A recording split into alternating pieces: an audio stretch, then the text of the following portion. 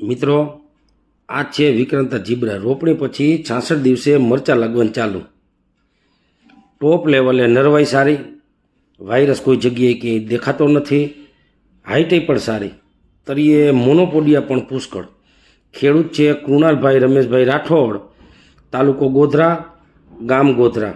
આ તળિયા લેવલે મરચાં, ટોપ લેવલે તંદુરસ્તી પણ સારી, રોગ જીવાત ઓછી, વાયરસ નથી. કૃણાલભાઈએ આ વિક્રાંતા જીબ્રાનું વાવેતર 16/12/2025 કરેલ છે અને આજે તારીખ છે 22/2/2026.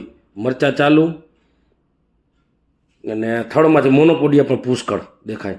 ટોપ લેવલે એકદમ તંદુરસ્ત ફીલ, કોઈ જગ્યાએ કંઈ વાયરસ નથી, સકિંગ પેસ્ટ નથી.